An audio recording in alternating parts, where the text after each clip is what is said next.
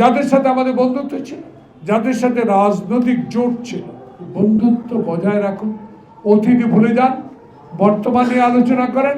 বর্তমানে যে ষড়যন্ত্র চলছে নির্বাচনকে নিয়ে, সেই নির্বাচনের ষড়যন্ত্রকে বানচাল করতে হলে বন্ধুত্বকে আরো জোরদার করতে হবে।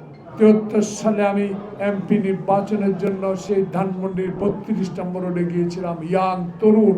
তখন আমাকে দেখেই বলল, এই বয়সে এমপি হওয়ার কোনো যোগ্যতা তোমার নাই, আছে ঘোড়াশালে আমার শ্রমিক নেতা আব্দুর রহমানের। ইমানের জোর এত শক্ত আমাদের, একটি মাত্র কারণ শহীদ জিয়া, খালেদা জিয়া, তারেক রহমানের নির্দেশিত আন্দোলনকে সফল করা। ৭১কে গ্রহণ করে নেয়। তাদের কাছে যদি এখন তারেক রহমান রাজনীতি শিখতে হয়, খালেদা জিয়ার রাজনীতির কথা তাদের কাছে বলতে আমার লজ্জা। শহীদ জিয়ার অবদানকে ধরে রেখেছে, বুকে লালন করেছে খালেদা।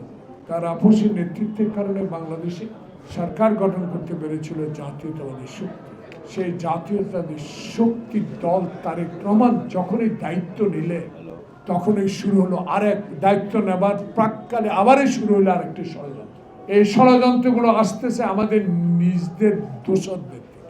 যাদের সাথে আমাদের বন্ধুত্ব ছিল, যাদের সাথে রাজনৈতিক জোট ছিল, তাদের কাছে এই ৭১ প্রজন্মের এই ক্ষুদ্র পরিষদকে আমার প্রিয় সাংবাদিক বন্ধুদের মধ্য দিয়ে জানিয়ে দিতে চাই, বন্ধুত্ব বজায় রাখুন। অতীত ভুলে যান, বর্তমানে আলোচনা করেন। বর্তমানে যে ষড়যন্ত্র চলছে নির্বাচনকে নিয়ে, সেই নির্বাচনের ষড়যন্ত্রকে বানচাল করতে হলে বন্ধুত্বকে আরো জোরদার করতে হবে। সে বন্ধুত্ব জোরদার করার কারণ একটি নির্বাচন।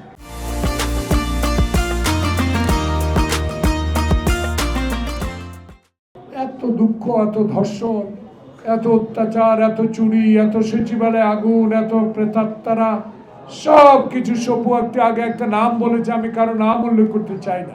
আমার দুঃখ লাগে যে আমিও তো নির্যাতিত হয়ে আওয়ামী লীগ ছাড়তে হয়েছে, ছাত্রলীগ ছাড়তে হয়েছে। সেদিন 73 সালে আমি এমপি নির্বাচনের জন্য সেই ধানমন্ডির 32 নম্বর রোডে গিয়েছিলাম, ইয়াং তরুণ। তখন আমাকে দেখেই বলল, এই বয়সে এমপি হওয়ার কোনো যোগ্যতা তোমার নাই, আছে ঘোড়াশালে আমার শ্রমিক নেতা আব্দুর রহমানের। ধৈর্য আছে বিদায় আজকে আপনারা 16 বছর লড়াই করে টিকে আছেন। আমাদের ধৈর্য আছে একটি কারণে, খালেদা জিয়ার সেই এরশাদের পুলিশের অত্যাচার সহ্য করেও সেদিন সে আপসী নেতৃত্ব প্রতিষ্ঠা করেছে। আর হাসিনা এরশাদের কাছে মাথা নত করে তার কাছে আত্মসমর্পণ করে সেদিন নির্বাচনে গেছে। আমাদের মনোবল অনেক শক্ত, রোজার দিনে ইমান আমাদের অনেক শক্ত। ইমানের জোর এত শক্ত আমাদের, একটি মাত্র কারণ শহীদ জিয়া, খালেদা জিয়া, তারেক রহমানের নির্দেশিত আন্দোলনকে সফল করা। আবু গাদ দিয়ে বলেন যায়, কে বলতে পারবেন? 2-1 নাম বলেন যে 12,000 কোটি, 13,000 কোটি, 14,000 কোটি ব্যাংকে লেনদেন করছে। ক্ষমতা তো 3বার ছিল খালেদা জিয়া।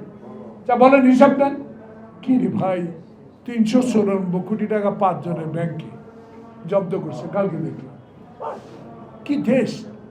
গরিবের অর্থ এইভাবে পাচার করে, বাংলাদেশকে মেধাশূন্য করে, বাংলাদেশকে সে ভারতের কিছু কুচক্রী মহলের চক্রান্তে বাংলাদেশকে মেধাবিহীন করে এই হিন্দুস্তানের লোককে চাকরিতে পূর্ণবল করার যে পরিকল্পনা হাসিনার ছিল, আল্লাহ পাক ছাত্র জনতার বৈষম্য বিরোধী আন্দোলন, তারেক রহমানের সমর্থন, আল্লাহ পাক হাসিনাকে বিদায় করে দিয়েছে। এখন আল্লাহর রহমত ইনশাল্লাহ এর মেধা তালিকার লোকে বাংলাদেশে চাকরি